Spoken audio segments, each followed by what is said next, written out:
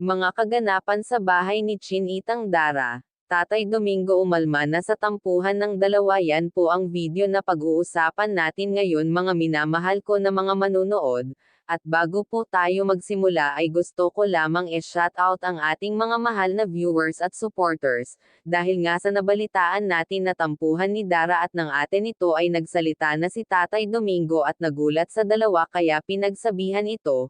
Ano nga ba ang naging dahilan ng kanilang tampuhan? Kaya malungkot ngayon ang ating Chinitang Dara at dahil isa na siya sa K-Angels ay alam natin ang mga kaganapan sa buhay niya.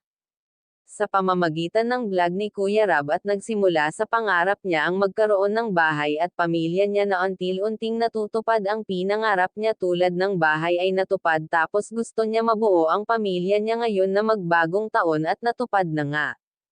Parental sa tampuhan nila ng ate ay nakakalungkot lang isipin na hindi sila nagkakasundo dahil may hindi sila pagkakaintindihan ng kanyang ate ngayon.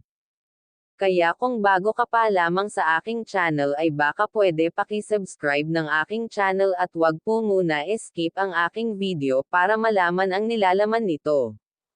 Dara at ate nito ay medyo hindi ngayon nagkakaintindihan dahil sa buntis ang ate ay iniintendi na lamang ng ating Chinitang Dara. Pero dahil sa nangyari ay grabe ang pag-alala ngayon ni Dara sa kanyang ate. Alam niya kasi na pagbuntis ay medyo bad mood kaya siya na lamang ang nag-a-adjust para hindi na lumala ang tampo ng kanyang ate. Kahit na ate niya ang may kasalanan ay siya na ang mag-a-adjust dahil nga medyo irritably ito dahil sa pagbuntis.